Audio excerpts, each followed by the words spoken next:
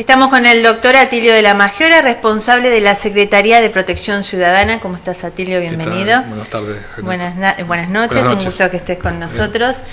Vamos a hablar un poquito de esta reunión que se llevó a cabo de Mercociudades, por supuesto como tema principal eje la protección, ¿no?, ciudadana. La protección ciudadana, exactamente.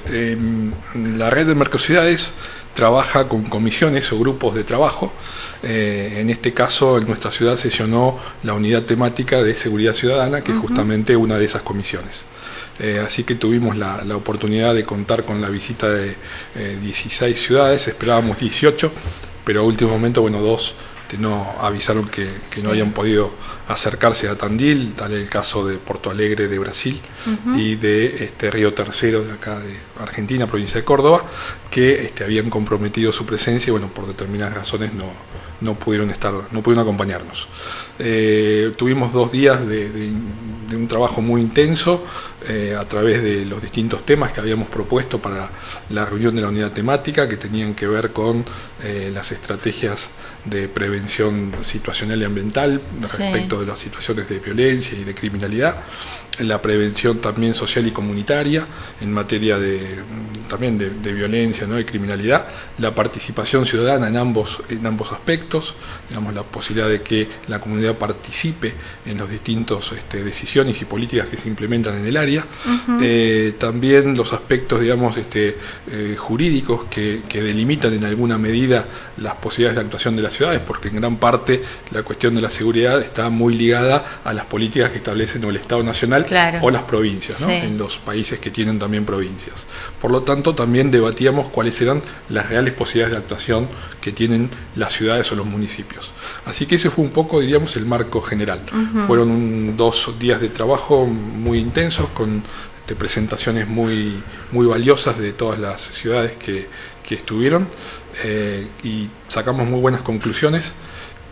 Te voy a sintetizar algunas. Sí, eso te iba a preguntar. ¿Cómo? Básicamente 10 puntos de conclusiones, pero diría que las principales son que acordamos en que las ciudades deben llevar adelante estrategias de prevención integral de la violencia y la criminalidad, que es esto de combinar, digamos, estrategias de prevención situacional ambiental y estrategias de prevención social y comunitaria. Bien. Eso, digamos, como uno de los puntos sobresalientes de las jornadas, en las que no todas las ciudades trabajan en esa línea, pero a todas les resultaba interesante poder trabajar con esos criterios. Algunas trabajan más en el área de prevención situacional ambiental, que para poner un ejemplo es o la tecnología, digamos, redes de videovigilancia urbana, o las policías municipales o comunales, como tienen las distintas ciudades del Mercosur. Bien. Esas son estrategias típicas de prevención situacional ambiental, o también mucho con el cuidado del espacio público, que es la estrategia de prevención ambiental.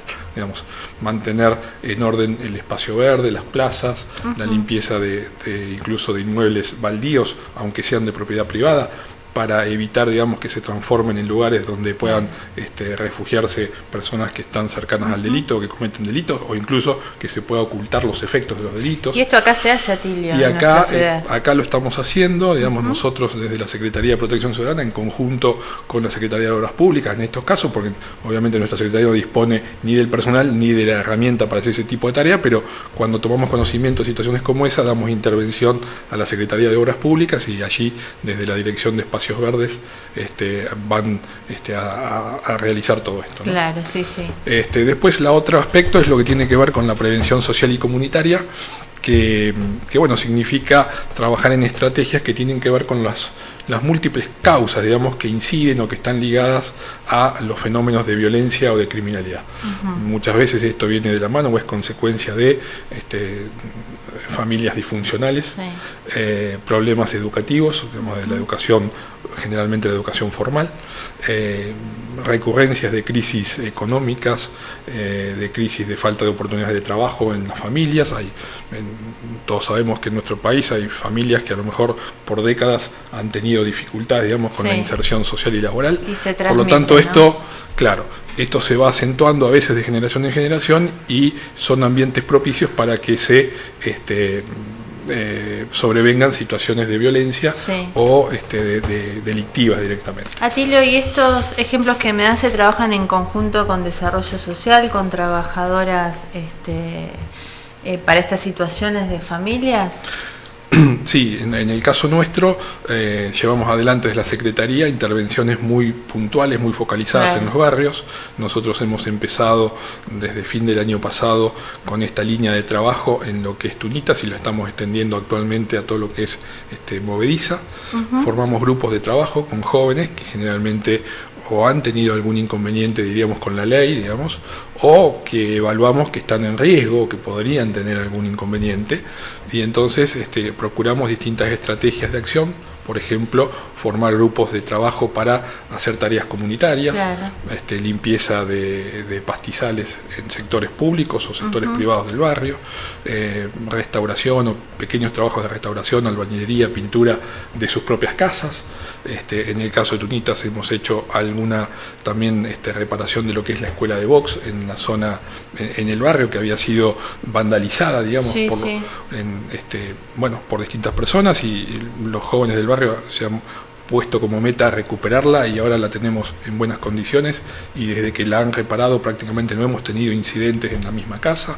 Estamos trabajando fuertemente con el Club del Cerro para que haya ofertas, diríamos, deportivas o de tipo cultural durante las tardes, que era, digamos, un poco el problema que se presentaba sobre todo en verano en Tunitas, ¿no? Donde como no hay escuela, hay muchos chicos, generalmente chicos adolescentes de la primera adolescencia, digamos, muchas veces en la calle sin saber qué hacer.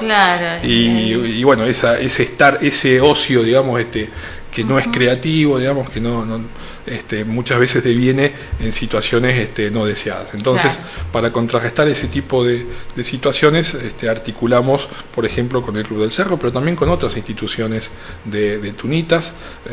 Hemos hecho intervenciones puntuales, por ejemplo, con la Fundación Pequeños Hogares, o con el caso de Corazón Tandilense, digamos, la Asociación de Cachacena, que hemos interactuado en situaciones puntuales de determinadas personas que han tenido problemas y que las hemos asistido en conjunto. Bueno, en fin, digamos, todo esto es un trabajo que se hace todos los días, que los resultados se ven paulatinamente. Todo lo que es prevención social y comunitaria lleva mucho tiempo, un esfuerzo constante, estar atrás de las situaciones, de los problemas, e ir atendiendo a medida que se presentan. Por supuesto, se habla mucho de prevenir, ¿no? De estar un paso antes del delito. Claro. Exactamente, lo que significa es ocuparse, digamos, de lo que a veces se llaman las causas del delito. Que, bueno, podríamos ponerlo entre comillas esto de las causas, porque no para todas las personas es causa, pero que en muchos casos sí lo es. Por lo tanto, hay que darle una respuesta, hay que atender ese tipo de situaciones para evitar que, sobre todo los jóvenes, empiecen un camino ligado a la violencia o a lo delictivo, ¿no? ¿Cómo vieron de afuera nuestra ciudad? No, en general la gente que nos acompañó se fue muy contenta de la ciudad, de su estadía acá en Tandil, muy contenta con la actividad, digamos. Hubo, como te decía al principio, intervenciones muy buenas, de mucho contenido, donde las ciudades expusieron con mucho detenimiento sus propuestas, y las demás que escuchábamos teníamos oportunidad de preguntar, de indagar, de decir, bueno, ¿cómo lo hicieron? ¿Cuál fue el presupuesto? ¿Cuál fue la manera de contratarlo? Etcétera, etcétera, ¿no? Que son las cosas que en definitiva te sirven para ir algo que llamó la atención, claro, para adoptar, que uy, qué bueno esto, por ahí no para ahora, pero para más adelante. Sí, hay cosas muy interesantes, por ejemplo el caso de los parques educativos, que fue algo que empezó en San Pablo. Las ciudades líderes en América del Sur fueron San Pablo en Brasil y Medellín en Colombia. Los parques educativos son un espacio público, pero que además de tener la condición de parque, tienen una gran infraestructura edilicia adaptada a necesidades culturales, artísticas y deportivas. Digamos, y eso lo que ha logrado en las ciudades, que incluso en Argentina lo está haciendo Córdoba. Córdoba en este momento inauguró 2 parques educativos en los últimos 2 años y tiene proyectado hacer 5. Son inversiones muy grandes, te diría que del orden, el segundo parque educativo de Córdoba anduvo alrededor de los 27, 28 millones de pesos. el parque. Grande, sí. Es una inversión importante. Pero saca al chico de la calle, ¿no? Sí, tiene varias características. Sí. Esa es una, digamos, ofrecer un espacio de interacción a la comunidad donde el parque se instala, pero que no es solamente, digamos, el ofrecimiento del espacio, sino que incluso se acuerdan la gestión, es decir, el uso del parque. Entonces, para acordar el uso se involucra a las distintas instituciones que trabajan en el barrio, se forma una suerte de agenda, podríamos decir, de uso del espacio. Entonces, por ejemplo, no sé, la institución A lo usa las mañanas de los días tal, la institución B la tarde de tales días y en tal franja horaria, y la iglesia del barrio lo usa en los fines de semana. Claro, digamos, y entonces esto genera un vínculo, digamos, en la comunidad diferente al que estaba hasta ese momento, que contribuye a una relación, digamos, mucho más respetuosa entre los habitantes. ¿Qué es lo que hablabas, no, al principio también de un poco de la comunidad que empieza a disponer, ¿no? O a decidir también. Exactamente. A involucrarse. Que es lo Exactamente. Eso está muy bueno. Ese es un poco el trasfondo de la estrategia, digamos. Uno lo que ve por ahí es lo edilicio, pero en realidad el fuerte de la idea es el poder articular con el parque y que sean los propios habitantes de esa comunidad, de ese barrio, quienes en definitiva trabajan incluso hasta en el mantenimiento del parque. Sí, porque hay que mantenerlo. Sí, por supuesto. Son estructuras muy grandes desde el punto de vista edilicio, con mucha tecnología, En Colombia, en este sentido, han experimentado muchos proyectos.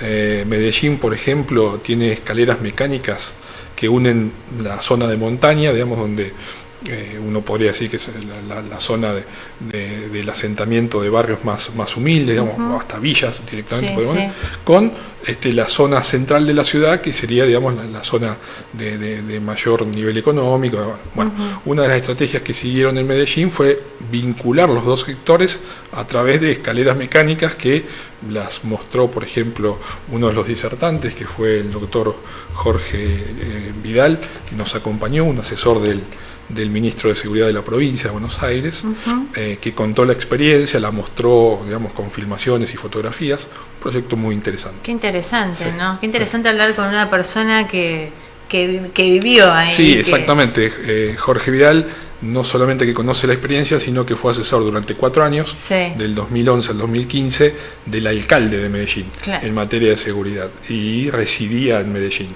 Por lo tanto, ha tomado la experiencia de primera mano. Así que bueno, muy grato esta Mercociudades, esta reunión con muchas ideas. Absolutamente, la gente se fue, los invitados, las distintas ciudades que nos visitaron, se fueron todos muy satisfechos y nosotros también, porque la verdad que el nivel fue muy bueno. Bueno, ahora pasamos a otro tema. Con gusto. Que tiene que ver, ¿no?, con la tasa de seguridad, con una tasa que se implementó ¿para qué? Para que todo esto se pueda dar, ¿no? El fin. Exactamente. Desde diciembre se estuvo hablando que el fin era ahora lo vamos a hablar, para los servicios. El doctor Sebastián Romay inició no hace 3 meses, la Corte falló y él, está excepto de pagar la tasa de seguridad. De tu lado, ¿no? ¿Qué se puede hacer? ¿Por qué se hizo esto? ¿Te referís al planteo judicial? Al planteo judicial. Bueno, como tratemos de ordenar a ver un poco el escenario. Como responsable de la Secretaría, ¿no? Justamente la tasa lo que apunta es a solventar, digamos, una secretaría que no existía en el municipio. Bien. O para la cual el municipio diseñó un plan de acción que toma distintos aspectos como estos que yo mencionaba, de prevención situacional ambiental, de prevención social y comunitaria en los barrios, la ampliación de lo que es el centro de la red de videovigilancia urbana, es decir, la red de cámaras de seguridad, que implica, nosotros nos hemos puesto una meta de 100 cámaras más, tenemos 103 en este momento, llevarlo a 203. Ampliar 100 cámaras significa expandir la red de fibra óptica, significa también ampliar físicamente el centro de monitoreo, incorporar más tecnología e incorporar recursos humanos.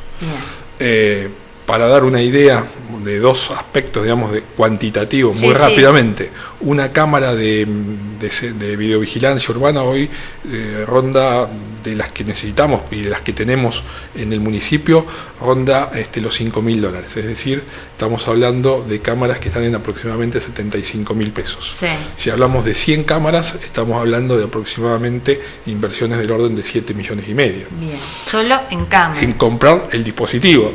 Después tenés que instalarlo, tenés que expandir la red de fibra óptica, tenés que hacer el trabajo de ingeniería, de diseño y de instalación y el mantenimiento posterior. ¿No? Porque la historia no termina con las cámaras el día que la compré. Después hay que ocuparse de que la cámara esté limpia, que haya personal que se dedique específicamente a esto. Más personal de trabajo. Es más recursos humanos en monitoreo. Claro. Hoy tenemos 30 personas aproximadamente en lo que es el centro de monitoreo con 100 cámaras. Bien. Con 200 vamos a estar aproximadamente en el doble.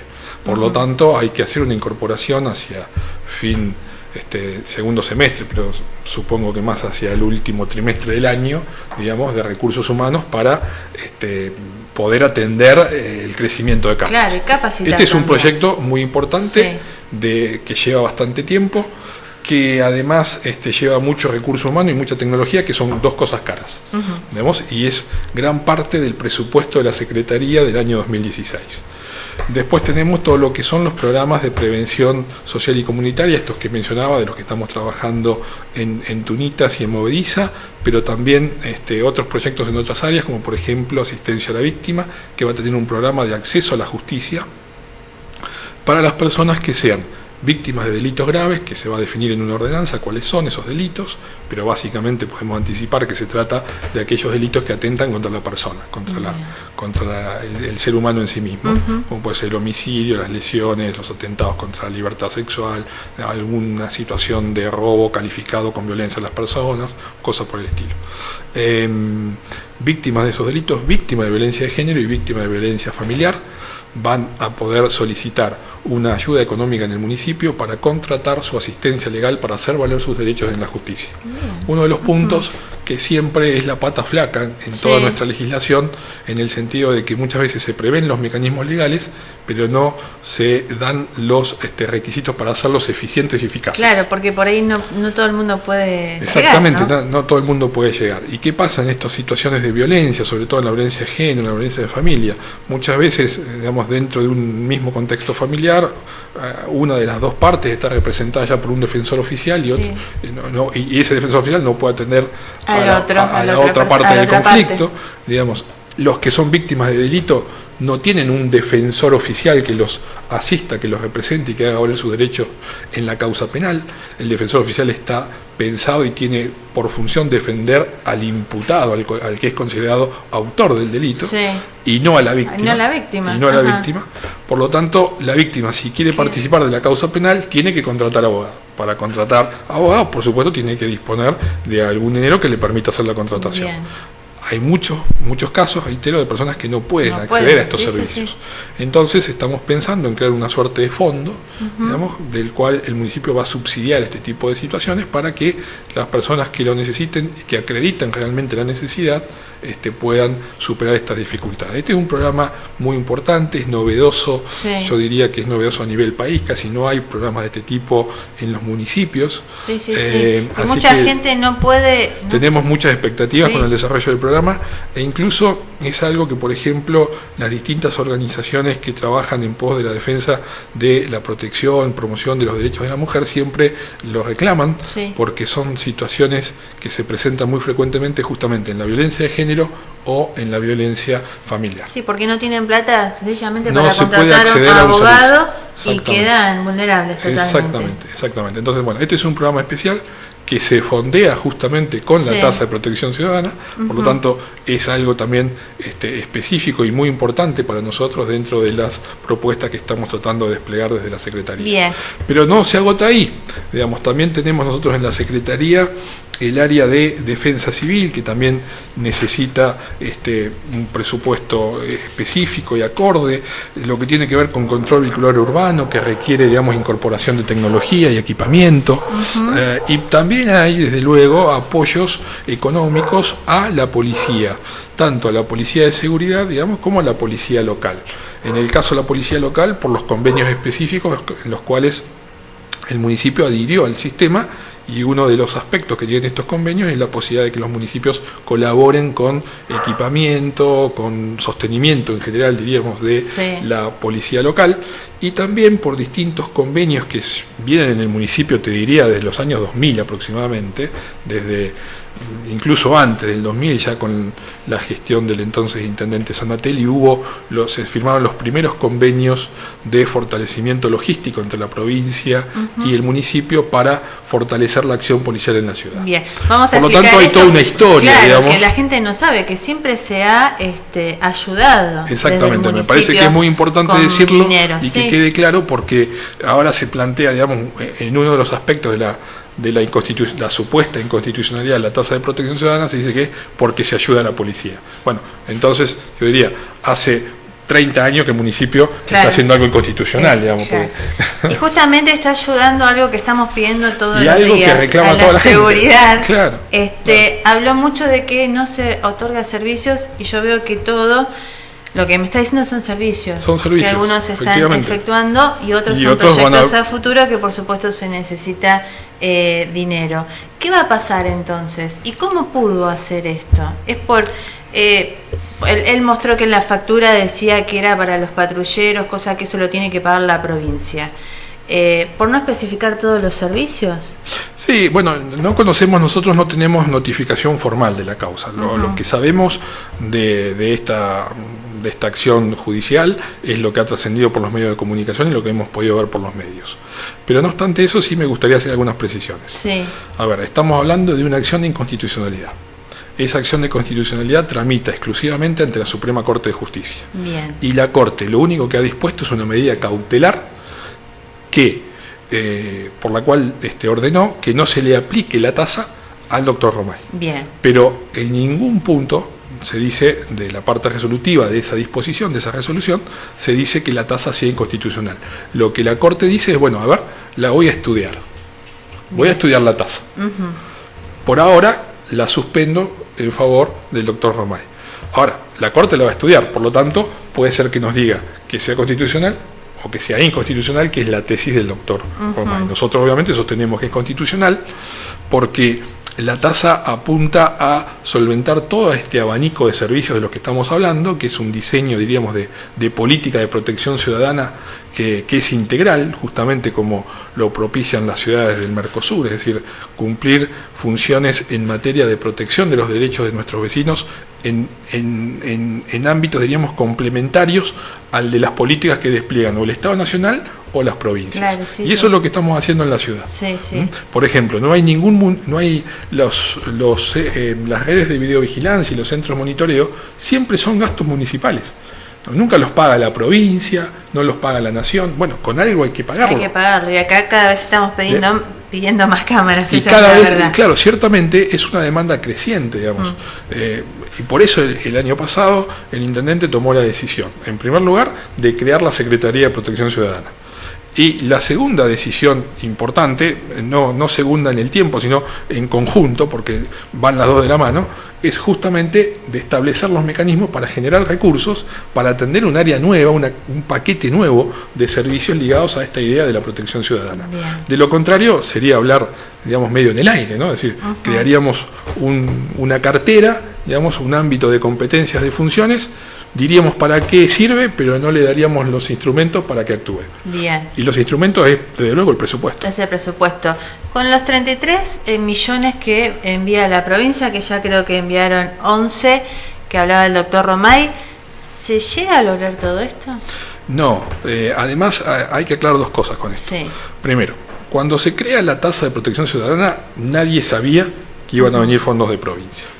Segundo, ahora sabemos de qué magnitud estamos hablando, aproximadamente 30 millones, y sabemos algo más que es importante, que lo decíamos nosotros también en el verano, que es que había que esperar a que la provincia definiera para qué se pueden utilizar esos fondos. Claro. A Tandil le corresponden 30 millones que serían pagados en 3 cuotas, diríamos. En estos momentos ha girado la provincia 11 millones aproximadamente, y el destino de los fondos es sistemas de videovigilancia urbana, es decir, cámaras de seguridad, centros de monitoreo, equipamientos de comunicaciones y tecnologías relacionadas con lo policial. Bien. En síntesis, ¿cuál es el espíritu de ese fondo o del destino de esos fondos? Que no se apliquen a gastos corrientes, es decir, por ejemplo, no se pueden utilizar para combustible o para algo que es, diríamos, efímero, sino que sean inversiones que perduren en el tiempo. Por eso dicen centro monitoreo, tecnología, redes de cámaras, equipamiento de esa característica. Eso va a venir por única vez. Claro, hay que marcar esa diferencia porque no se está diciendo. No va a ser permanente, es por única vez. El año que viene, además, vienen 3 pagos. En 11 millones hay que poder invertir esos 11 millones y cuando uno justifica que ese dinero ha sido ya utilizado, recién después la provincia giraría los otros 11 y así sucesivamente, hasta llegar al cupo que nos toca a nosotros, que son de aproximadamente 30 millones. Y por otro lado es algo, como decíamos recién, que se va a dar para el ejercicio 2016, quizá en parte para el 2017, según cómo vaya evolucionando la secuencia de la inversión. Por lo tanto, no es algo que nos permita planificar en el tiempo lo que el gobierno municipal quiere hacer, que es lograr, digamos, una ciudad que tenga un sistema de protección ciudadana, diríamos, de punta o apuntando al futuro.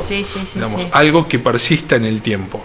Aquí estamos hablando de una cantidad de dinero que va a venir por única vez, tal como se ha anunciado en la provincia, con un destino específico. Por lo tanto, lo que nosotros interpretamos es que esos fondos, en todo caso, deben ser destinados a potenciar la acción municipal en materia de protección ciudadana. Pongamos un ejemplo. Si vienen 30 millones y lo tengo que aplicar en tecnología, y nosotros queríamos tener, o nos habíamos propuesto como meta 100 cámaras de seguridad, bueno, a lo mejor con esos fondos adicionales lo que podemos hacer es pensar en un sistema de videovigilancia que llegue a las 200 cámaras. Claro, crecer. Claro, exactamente. Mejorar o potenciar, digamos, lo que ya teníamos planificado en base a nuestros propios recursos. Porque eso va a desaparecer en el tiempo. Por lo tanto, yo a veces pongo un ejemplo, ¿no? Cuando uno se saca una rifa o te ganas la lotería en tu casa, nadie deja de trabajar, digamos. Claro, en general, digamos, tomás el premio, complementás el esfuerzo que vos tenés y seguís trabajando y haciendo lo tuyo. Por lo tanto, esto no me parece que sea distinto a esa situación, ¿no? Están también previniendo, ¿no? Tanto hablamos de la prevención de un Tandil que está creciendo. Seguramente. Continuamente y que se espera, ¿no? Crecimiento. Y va a seguir creciendo y el crecimiento de la ciudad demanda cada vez mayores servicios en todas las áreas del municipio, no solamente en lo que es protección ciudadana.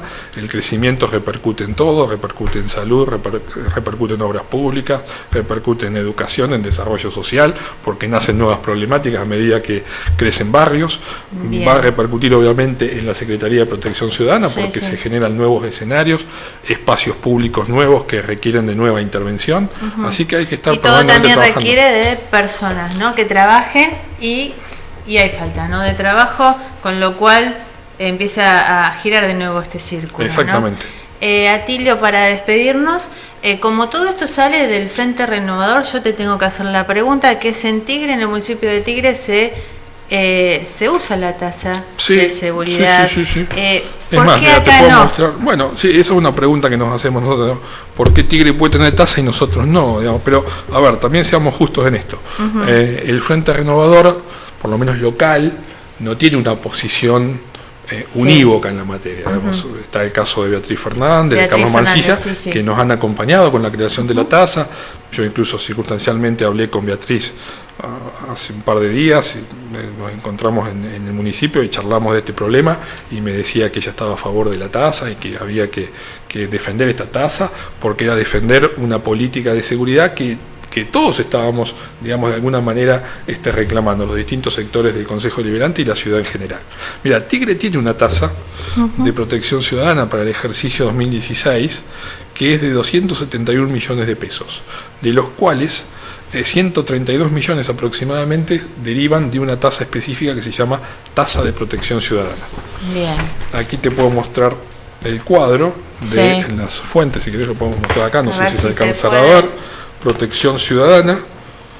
A ver si el director, yo lo voy teniendo y vos contás, el director puede hacer un acercamiento. Ahí. No sé si se va a llegar a leer. Bueno, dice protección ciudadana, afectación específica de recursos de origen municipal. Bien. Y ahí se indica el presupuesto, 131 millones. 131 millones. Sí. 131 protección millones. ciudadana, Pero además, 131 millones. no es el único municipio de la provincia que tiene tasa de Sí, seguridad hay o tasa muchos. similar. Mirá, te leo. Tigre, bueno, que es el caso que mencionábamos. Vicente López, La Plata, Junín, Olavarría, Ituzaingó, General Belgrano, General Pinto, Leandro Alem, Mercedes, Luján, Necochea, Pilar, Tordillo, y se agregaba nuestra ciudad. En Neuquén, en la provincia de Neuquén, San Martín de los Andes tiene una tasa similar. En la provincia de Salta Capital, también tiene una tasa específica para atender servicios de estas características. Bien. Por lo tanto, digo, porque sobrepasó la inseguridad y algo hay que hacer, ¿no? es que la demanda, como muchas veces sucede, los distintos servicios que brindan un municipio, que tradicionalmente era lo que estaba más ligado, digamos, al urbanismo, la limpieza, el barrido, la conservación del espacio público, en la medida en que los otros niveles del Estado, la provincia y la nación, retraen servicios, el vecino se los reclama a su municipio, que por otra parte es a quien primero ve, ¿no es cierto? Todos vemos al intendente en la ciudad, sabemos dónde vive, que está todos los días en los barrios, y por supuesto esa cercanía genera demanda, Sí. digamos. Y entonces paulatinamente se incrementa todo tipo de demanda de servicios, entre ellos lo que tiene que ver con seguridad. Y en la medida que los otros niveles del Estado no son eficientes en prestar este tipo de servicios, los empiezan a asumir los municipios. Y no hay otra forma de asumirlos que no sea generando también los recursos acordes para lo que se nos pide. Para llevar a cabo. Muchas gracias, No, Atilio. gracias a ustedes. Nos vamos a una pausa y seguimos con más noticias.